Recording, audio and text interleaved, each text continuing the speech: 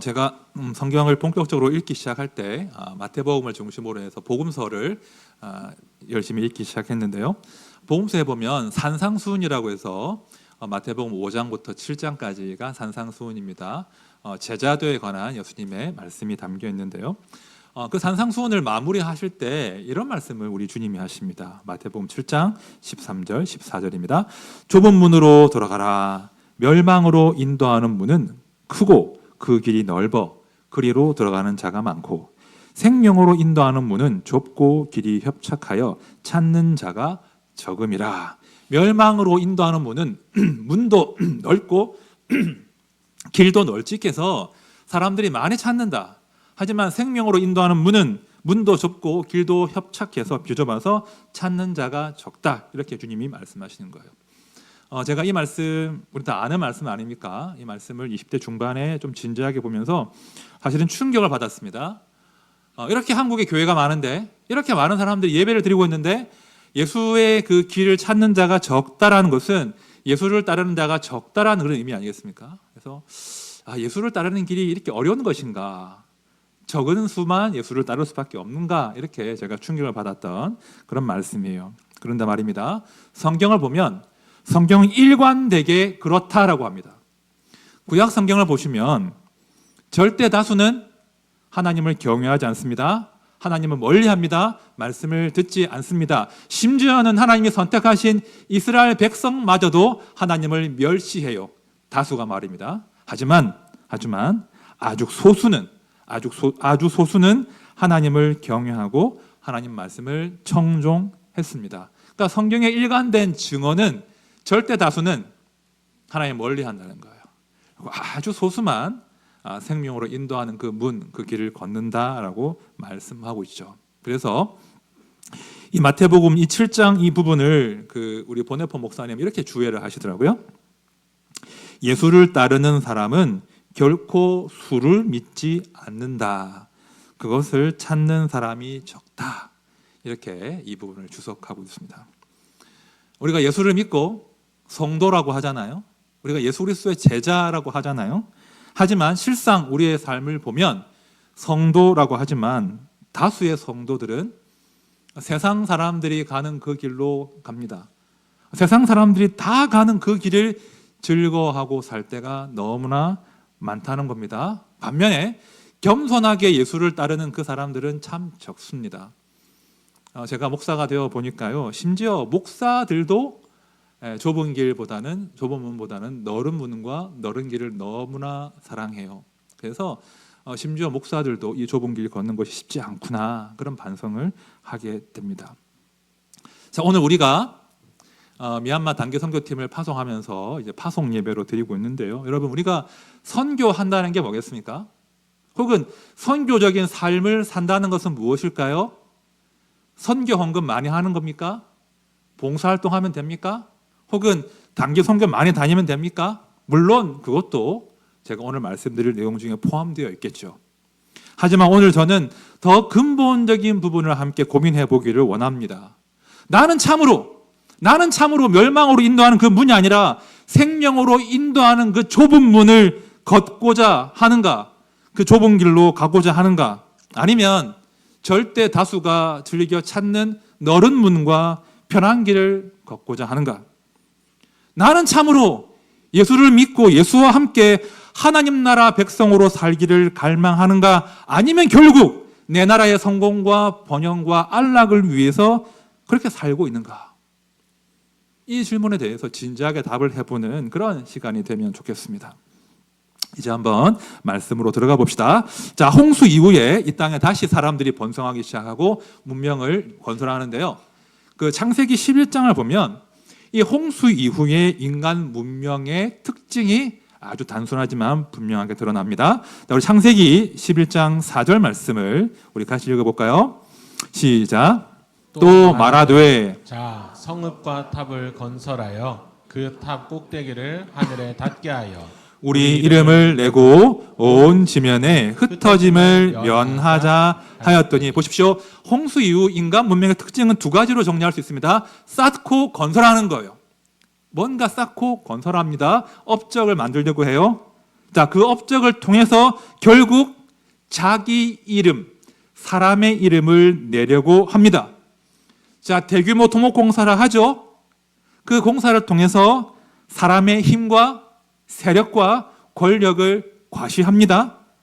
자, 우리가 아는 대다수의 고대 문명, 현대 문명이 다 이런 특징을 가지고 있습니다. 그러나 우리 하나님은 인간 문명의 그런 방향을 좋아하지 않으신다는 거예요. 미워하셨다는 거예요. 자, 창세기 11장 8절 9절 제가 볼게요.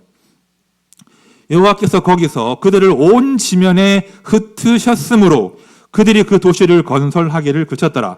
그러므로 그 이름을 바벨이라 하니 이는 여호와께서 거기서 온 땅의 언어를 혼잡하게 하셨습니다. 여호와께서 거기서 그들을 온 지면에 흩으셨더라. 두 번 반복해서 사람을 온 지면에 흩으셨다라고 이야기하고 있습니다. 우리의 이름, 사람의 이름을 내겠다라고 하는 사람의 그 시도를 무너지게 하십니다. 그것이 11장의 내용이에요. 그리고 12장으로 넘어가면 한 사람을 부르십니다. 그러니까 11장에서 사람을 다 흩으셨는데 12장에서 한 사람을 부르십니다. 누구를 부르십니까? 예, 아브라함을 부르십니다. 자, 그런데 이 지점에서 아주 흥미로운 장면을 저희가 볼 수 있습니다. 자, 12장 7절과 8절인데요. 제가 볼게요. 자, 무엇이 흥미로운가 잘 보십시오. 여호와께서 아브라함에게 나타나 이르시되 내가 이 땅을 네 자손에게 주리라 하신지라. 자기에게 나타나신 여호와께 그가 그곳에서 제단을 쌓고 거기서 베델 동쪽 산으로 옮겨 장막을 치니 서쪽은 베델이요 동쪽은 아이라. 그가 그곳에서 여호와께 제단을 쌓고 여호와의 이름을 부르더니, 제가 강조한 부분이 보이실 겁니다. 아브라함이 제단을 쌓았다라고 7절과 8절에서 반복하고 있는데요. 자, 여기서 쌓다라고 하는 단어가 히브리어 원형이 바나라는 단어예요. 바나. 그런데 앞서 11장 4절에서 바벨에서 성과 탑을 건설하다 할 때 건설하다가 동일하게 바나라고 하는 단어를 쓰고 있다는 겁니다. 잘 보시면 11장도 12장도 사람은 무엇인가를 쌓고 건설하는 존재로 드러나요. 그런데 결정적인 차이가 있다는 거예요. 자, 우리 12장 8절 말씀 다시 한번 같이 봅시다. 시작. 거기서 베델 동쪽 산으로 옮겨 장막을 치니 서쪽은 베델이요 동쪽은 아이라. 그가 그곳에서 여호와께 제단을 쌓고 여호와의 이름을 부르더니, 자, 아브라함이 제단을 쌓은 뒤에 누구의 이름을 불렀다고요? 여호와의 이름을 불렀다고 해요. 앞서 11장에서는 바벨의 탑을 쌓을 때는 우리의 이름, 사람의 이름을 내자고 했는데 지금 아브라함은 사람의 이름이 아니라 여호와의 이름을 부른다고 합니다. 자, 11장은 사람의 이름을 높이는 사람의 나라를 보여줍니다. 12장은 하나님의 이름을 높이는 하나님 나라의 그 장엄한 시작을 보여주는 거예요. 성경을 보시면요, 늘 이런 구도입니다. 사람의 나라와 하나님의 나라 사이에 벌어지는 그 긴장과 대조가 성경 전체를 관통하고 있습니다. 창세기부터 계시록까지 다 그렇습니다. 한편에는 높이 쌓아 올리는 인생이 있습니다. 스스로 높아지고 칭송을 얻고자 하고자 하는 사람과 세력과 문명이 존재해요. 그 가운데 하나님은 없습니다. 그러나 다른 한편에는 하나님께 제단을 쌓고 하나님의 이름을 부르고 하나님을 경외하고 하나님을 예배하는 소수가 있습니다. 다수는 사람의 성과 이름을 쌓고 있습니다. 아주 소수만이 하나님을 위한 제단을 쌓고 있다는 거예요. 자, 이 대조를 지금 잘 기억하십시오. 자, 오늘 우리가요, 단기 선교팀 파송을 위한 예배를 드리고 있는데요. 여러분, 선교라는 단어가 얼마나 친숙해요. 선교가 무엇입니까? 선교를 어떻게 정의할 수 있을까요? 사실 선교라는 말은, 단어는 성경 66권에 등장하지 않습니다. 그런 말 자체가 없습니다. 하지만 교회는 선교를 이야기해요. 왜 그럴까요? 왜 그럴까요? 성경 말씀 자체가 하나님의 선교에 관한 말씀이기 때문이에요. 하나님의 구원의 스토리 전체가 바로 하나님의 선교이기 때문입니다. 미시오 데이이기 때문이에요. 잘 들으세요. 성경은 참 하나님을 잊어버리고 자기의 탑을 높이 쌓고 자기 이름을 내려고 하는 인생들을 향해서 그것이 아니라고 분명히 말해요. 그 길은 심판과 죽음에 이른다라고 말씀하십니다. 성경은 대신해서 사람이 경배할 분은 오직 한 분, 삼일체 하나님이라고 선포합니다. 성경은 하나님을 경외하고 하나님을 예배하는 그 자리가 사람이 원래 있어야 할 가장 선하고 행복한 자리라고 합니다. 그 자리로 다시 사람을 불러 모으시는 이야기가 하나님의 선교이고 그것이 성경 전체 스토리인 거예요. 여러분, 하나님이 왜 아브라함을 부르셨지요? 우리 다 아는 이야기 아닙니까? 창세기 12장 2절 3절 봅시다. 제가 볼게요. 내가 너로 큰 민족을 이루고 내게 복을 주어 내 이름을 장대하게 하리니 너는 복이 될지라. 너를 축복하는 자에게는 내가 복을 내리고 너를 저주하는 자에게는 내가 저주하리니 땅의 모든 족속이 너로 말미암아 복을 얻을 것이라 하신지라. 유명한 말씀이죠. 내가 너희가 복 주겠다. 네 이름을 장대하게 하겠다. 땅의 모든 족속이 너로 말미암아 복을 얻을 것이다. 다 아는 내용이죠. 좋아하는 말씀이기도 해요. 문제는 여기서 멈추는 경우가 너무나 많다는 거예요. 여기서 멈추면요, 이렇게 됩니다. 하나님이 마치 사람의 이름을 장대하게 하는 존재로 바뀌는 거예요. 하나님은 사람의 그 복을 위해서 봉사하는 존재로 그치게 되는 거예요. 불행하게도 그 타이틀은 개신교지만, 그리스도교지만 이렇게 반진리, 마치 하나님을 사람의 복을 위해서 봉사하는 존재인 양 만들어버리는 이단들이 너무나 많습니다. 조심하셔야 돼요. 우리는 결코 2절, 3절에 그치지 말고 8절까지 넘어가야 돼요. 우리 8절 말씀을 같이 읽어볼까요? 8절 시작. 거기서 베델 동쪽 산으로 옮겨 장막을 치니 서쪽은 베델이요 동쪽은 아이라. 그가 그곳에서 여호와께 제단을 쌓고 여호와의 이름을 부르더니, 잘 보십시오. 여기에 아브라함을 부르신 궁극적인 목표가 드러나는 거예요. 하나님이 아브라함을 부르신 바로 그 자리에서 아브라함이 집 짓고 양 치고 아들 딸 낳고 먹고 사는 그 땅에 하나님을 예배하는 제단을 쌓게 하셨단 말이에요. 바벨의 탑에 비하면 너무나 초라하지만 아브라함을 통해서 사람의 이름이 아니라 하나님의 이름이 높아지게 하십니다. 아브라함을 통해서 하나님을 전혀 모르던 땅과 백성들이 하나님을 알고 하나님을 즐거워하고 하나님을 예배하는 그 행복한 자리로 되돌아오게 하시는 거예요. 이것이 아브라함을 부르신 목적이고 이것이 하나님의 선교입니다. 다시 하나님을 예배하는 자리로 불러 모으시는 것이 하나님의 선교예요. 제가 목회자의 길을 걷겠다라고 20대 중반 25살에 하나님의 부르심을 받았는데요. 하지만 고민이 많았습니다. 과연 교회가 무엇인가? 교회란 무엇인가에 대한 씨름을 많이 했습니다. 그래서 제가 누구보다 책을 많이 읽었고요. 많은 선배 목사님들의 고민과 가르침을 제가 들으면서 배웠습니다. 그중에 제가 제일 기억에 남는 것은 제가 대학 때 저희 동아리 지도 교수님이셨던 손봉호 교수님 장로님의 가르침이었습니다. 손장로님은 저희들에게 이런 말씀하셨거든요. 교회는 종말론적인 공동체다. 교회는 종말론적인 공동체다. 이게 무슨 말인고 하니 참된 교회는 교회 자체의 번영이 아니라, 다시 말해서 교회 자체의 번영을 위해서 하나님을 동원하는 것이 아니라 하나님 나라의 사업, 하나님의 선교를 위해서 썩어지고 달아지도록 부름받은 공동체이다. 이런 뜻입니다.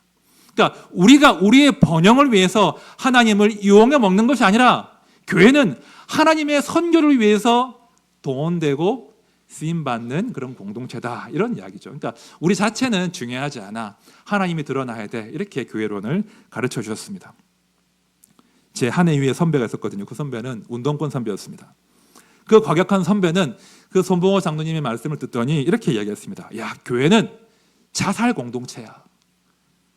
일부 때는 오셨는데, 자, 교회는 자살 공동체라는 거예요. 이 과격한 표현이긴 한데 뭐냐면 교회는 자기를 죽여서 자기가 달아져서 결국은 하나님이 드러나야 돼, 이런 의미로 그렇게 교수님의 가르침을 이해했던 그런 선배도 있었습니다. 교회는 자체의 번영을 위해 존재하지 않습니다. 하나님의 선교를 위해 존재한다는 거예요. 사실은요, 이것이 초대 교회의 슬로건이었습니다. 빌립보서를 보면 그 초대교회 성도들이 모일 때마다 함께 낭송했던 찬송시가 말씀에 스며 있는데요. 이 찬송시를 잘 보면 와, 하나님의 선교의 큰 그림이 무엇인지, 그리고 교회의 정체성이 무엇인지를 알 수 있습니다.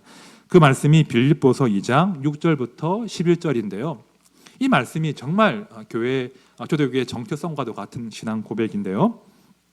자, 먼저 6절부터 8절 말씀은요, 예수께서 자기를 낮추신 이야기예요. 그리스도의 자기 피하, 자기 부인에 관한 말씀이에요. 제가 봅니다.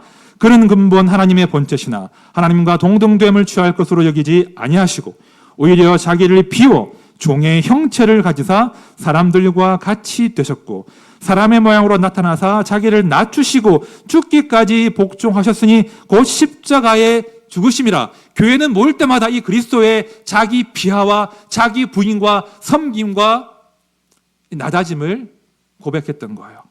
이어지는 9절과 10절은 그리스도가 종이 되는 겁니다. 제가 봅니다. 이러므로 하나님이 그를 지극히 높여 모든 이름 위에 뛰어난 이름을 주사 하늘에 있는 자들과 땅에 있는 자들과 땅 아래에 있는 자들로 모든 무릎을 예수의 이름에 꿇게 하시고, 자기를 부인하고 자기를 죽인 그 예수를 하나님이 올리셨다는 거예요. 높이셨다는 거예요. 그 다음 마지막 11절을 보시면 마침내 하나님께서 영광을 받으신대요. 우리 11절 말씀 우리 같이 봅시다. 시작. 모든 입으로 예수 그리스도를 주라 시인하여 하나님 아버지께 영광을 돌리게 하셨느니라. 그리스도가 자기를 낮추시고 자기를 비우시고 자기를 죽이심으로 마침내 하나님께서 영광 얻으십니다. 모든 피조물이 하나님의 영광 아래에 무릎을 꿇게 하십니다. 바로 이것이 예수를 통하여 만들어내신 하나님의 선교입니다. 동시에 지금도 우리 하나님은 교회를 통해서 이 하나님의 선교를 이루어내시겠다는 거예요. 절대 다수는 자기 이름을 위해서, 자기의 성을 견고히 쌓기 위해서 달려갑니다. 자기를 주장해요. 그러나 교회는 그렇지 않습니다. 교회는 좁은 문으로 좁은 길로 부르심 받은 거예요.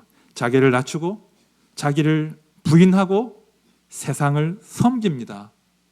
그렇게 하는 이유는 마침내 하나님을 모르던 땅과 백성이 하나님을 알도록, 하나님의 그 공의를 알도록, 사랑을 알도록, 마침내 하나님께 예배하도록, 마침내 하나님을 높이도록 그렇게 교회는 낮아지고 자기를 부인하고 섬깁니다. 이것이 선교입니다. 그렇죠? 이것이 선교입니다. 이런 삶을 또한 선교적 삶이라고 하고요. 그렇게 살기를 힘쓰는 교회를 선교적인 교회라고 하는 것입니다. 우리 하나님께서 예수를 통해 보여주신 그 하나님의 선교에 동참하는 것이 선교적인 교회예요. 우리 교회가 그런 교회가 되어야 되겠죠? 그런 교회가 될 겁니다. 자, 그런 공동체가 되기 위해서 제가 두 가지 기본 전략이 필요한데요. 우리 교회가요. 그 두 가지 좀 나누어 드릴게요. 첫 번째는 우리 교회가 먼 선교, 타지와 타문화 선교에 힘써야 됩니다. 우리 예수님은요, 경계를 넘으라고 하셨습니다. 예루살렘을 넘어서 온 유대와 사마리아와 땅 끝까지 내 증인이 되어라, 선교하라 하셨습니다. 그러나 교회가 이 명령에 순종하지 않을 때 교회 가운데 박해가 일어나게 하시죠. 그래서 교회가 흩어져요. 그렇게 흩어진 교회가 세운 다문화 교회가 바로 안디옥 교회였습니다. 선교의 사명을 감당케 하시려고 흩어버리셨습니다. 안디옥 교회는 나중에 그 교회를 공동 담임 목회하던 바나바와 바울을 멀리 타지로 무려 3차에 걸쳐서 선교하게 하십니다. 이렇게 타문화, 타지 선교는요, 결코 포기할 수 없는 교회의 기본 정체성이 되어야 한다는 거예요. 자, 우리 교회는요, 현재 20곳의 선교지에 매월 후원을 하고 있습니다. 국내에 3곳, 해외에 17곳에서 20곳에 저희가 매월 후원을 하고 있고요. 이런 20곳의 후원과는 별도로 저희가 지방의 미자립교회를 위해서 또 매년 큰 액수를 헌금하고 있습니다. 우리가 함께하는 부활주일과 추수감사주일 헌금이 그런 지방의 작은 교회를 위해서 매년 사용되는 것입니다. 그러니까 우리의 헌금과 우리의 기도가 이미 타지를 향해서 타 문화권을 향해서 이제 사용되고 있는 거예요. 그 물질에 더불어서 우리가 또한 기도로 이 일에 동력해야 되는 거예요. 그곳이, 그 땅이 하나님을 알고 하나님을 예배하는 땅이 될 수 있도록 함께 기도해 주셔야 되는 거예요. 3층 로비에 나가 보시면 그 세계 기도 옆에 그 선교사님들 선교 편지가 게시가 되어 있습니다. 우리 선교팀이 수고하셔서 정기적으로 새로운 선교사님의 편지를 게시하는데요. 읽어보십시오. 기도해 주십시오. 그리고 한 달에 한 번 선교 기도회가 있거든요. 매달 못 오시더라도 내가 한 학기에 한 번이라도 가보겠다. 그런 마음으로 한번 동참해 주십시오. 우리 교회가 어떤 분과 함께 동역하고 있는가 마음이 뜨거워지실 거예요. 그리고 앞으로는요, 다락방으로 모일 때도 맨날 우리 얘기만 하지 말고 최소한 한 학기에 한 번 정도는 선교사님들을 위한 기도 시간을 만들면 좋겠습니다. 혹시 가능하시면 또 국내 방문하신 분이 계시면 다락방에 초대해서 함께 교제하는, 정말 다락방도 선교사님을 품는 그런 문화가 우리 교회에 정착되기를 바랍니다. 이번에 단기팀이 10분이 나가시거든요. 여러분 그냥 보내지 마시고요. 하루에 한 번씩만이라도 기도해 주십시오. 식사하실 때 딱 한 번씩만이라도. 우리 대표에 가는 거잖아요. 우리 대표에 가는 그들이, 그 걸음이 은혜의 걸음 될 수 있도록 하루에 한 번씩 기도해 주십시오. 제가 광고했지만 저희 교회 평신도 선교사이신 정일옥 선교사님께서 또 터키로 난민 선교를 떠나십니다. 기억하시고 함께 기도해 주셔야 돼요. 이것이 우리 공동체가 함께 힘써야 될 타지 선교, 먼 선교의 기본인 것이죠. 자, 선교적 공동체가 되기 위한 두 번째 우리의 그 전략은요, 우리 모두가 감당해야 될 가까운 선교입니다. 일상의 선교를 감당해 주셔야 됩니다. 내 가정에서, 내 일터에서, 내가 주로 만나는 사람들과의 만남 안에서 내가 어떻게 하면 선교적인 삶을 살아낼 수 있을까라고 많이 고민해 주셔야 돼요. 세상 사람들은요, 평생 착각하고 살거든요. 자기의 성을 높이 쌓으면, 탑을 높이 올리면, 내 이름이 올라가면, 내가 대단한 사람이 되고 그런 대접을 받으면 행복할 것이라고 착각해요. 쉼 없이 자기를 확장하려고 하죠. 그러나 그런 인생은 절대로 행복할 수 없습니다. 여러분, 자기 문제에만 관심을 쏟고 시간을 쏟고 돈을 쓰는 사람은요, 더 불행해져요. 그거 아셔야 돼요. 자기 성만 견고히 안전하게 쌓으려고 하면 더 불행해져요. 더 불안해져요. 하나님 그 성을 무너뜨리실 수 있어요. 확장하셔야 돼요. 그렇죠? 자기 사랑이 문제를 해결하지 않습니다. 우리가 선교적인 삶으로 우리의 삶을 전환시켜 나가야 돼요. 왜냐하면 그게 인생의 행복이거든요. 여러분, 제가 질문 하나 드릴게요. 망치의 보람은 뭘까요? 망치, 해머의 보람은 뭘까요? 해머의 기쁨. 망치질 하는 거잖아요, 그죠? 못을 박는 거. 망치가 그 망치의 그 존재 목적에 맞게 사용될 때 망치는 제일 행복해요, 그렇죠?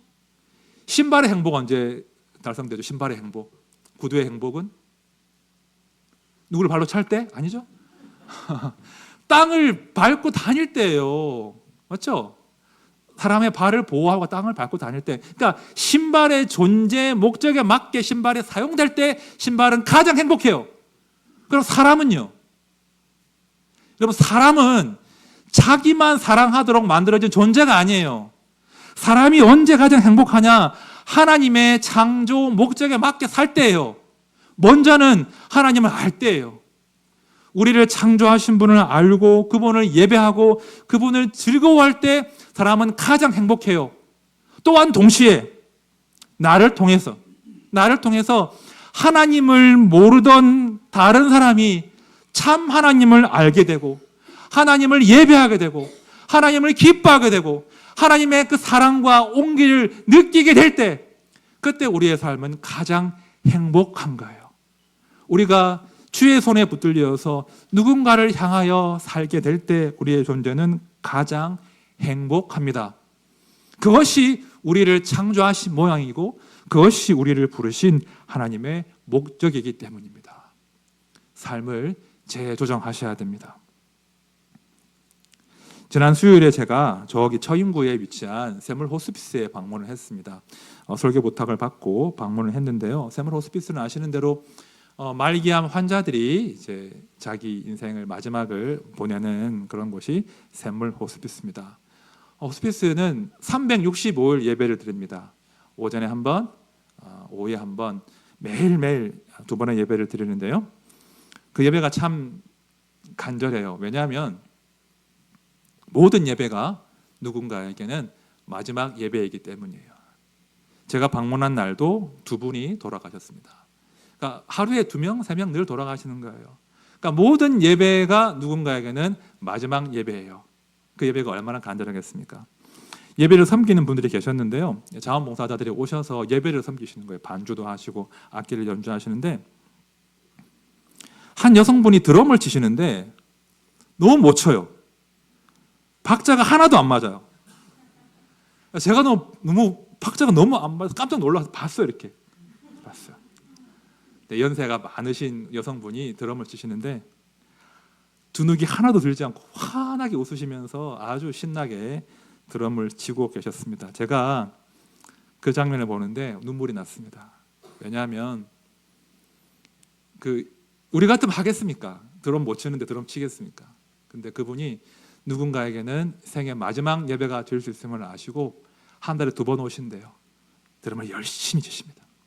기쁨으로 누군가에게 마지막까지 하나님을 증거하기 위해서. 특송 순서를 하는데요. 교회에서 봉사하러 오시면 먼저 특송하신 다음에 이제 봉사하러 가시는 거예요. 특송하러 나오시는데 다 죄송스럽지만 할머니들이세요. 아무리 적게 잡아도 다 70세 이상 되시는 할머니들이 한 6, 7명 나오셔서 특송하십니다. 한 분은 거동도 불편하셔서 부축 받고 나오시더라고요. 특송하시고 봉사하시는 거죠. 제가 특송을 듣는데 제가 최근에 들은 특송 중에 가장 아름다운 특송이었습니다. 누군가에게 마지막 예배가 될 수 있는데 최선을 다해서 은혜 찬송을 부르고 계셨습니다. 제가 참 마음에 울림이 있었습니다. 여러분, 우리가 어떤 삶을 살아야 할까요? 우리가 평생 자기의 성을 쌓고 탑을 올리기 위해 살고 있지 않습니까? 열심히 사시죠. 그런데 여러분, 조금만 떼어주십시오. 조금만 떼어서 내 성 쌓고 내 탑 쌓아오르는 거 말고 하나님의 선교에 조금이나마 힘을 보태시면 좋겠습니다. 큰 거 필요치 않습니다. 작은 것이라도, 작은 재능이라도, 은사라도, 시간이라도, 물질이라도 하나님의 선교를 위해서 하나님이 꼭 필요한 그 땅을 하나님을 예배하는 처소로 바꾸어내기 위해서 드려줄 수만 있다면 그 삶은 너무나 귀한 삶이에요. 그 삶에 하나님이 주시는 행복이 있는 거예요. 우리가 평생을 나만을 위해 살다가 주님 부르시면 부끄럽게 가는 게 아니라 인생의 한 꼭지를 떼어서 한 부분을 떼어서 주를 드리며 산다면 그 삶이야말로 선교적인 삶이 되는 것입니다. 이제 말씀을 정리하겠습니다. 오늘 좀 비장했죠? 당연하죠. 파송주일이니까 비장해야죠. 여러분, 우리 모두는요 선교와 상관이 없는 사람이 아니에요. 우리 모두는 하나님의 선교의 열매로 여기에 앉아 있는 거예요. 우리 하나님의 선교의 열매가 우리 자신이에요. 또한 동시에 주님이 우리를 그런 선교의 삶으로 초대하십니다. 누구도 예외 없이. 이 부르심을 여러분들 더 진지하게, 더 소중하게 받으시면 참 좋겠습니다. 그래서 나를 존재하게 하신 그분의 부르심에 맞게 하나님께 영광 돌리고 하나님을 예배하는 그 땅을 만들어내는 그 일에 우리 모두가 쓰임받기를 바랍니다. 자, 다니엘 말씀 마지막 읽어드립니다. 지혜 있는 자는 궁창의 빛과 같이 빛날 것이요 많은 사람을 옳은 대로 돌아오게 하는 자는 별과 같이 영원토록 빛나리라. 우리 모두가 이렇게 많은 사람들을 옳은 대로 인도하고 하나님의 선교에 동참하고 그래서 궁창의 별처럼 영원히 빛나는 그런 인생 되시기를 마음 다해서 간절히 축원드립니다.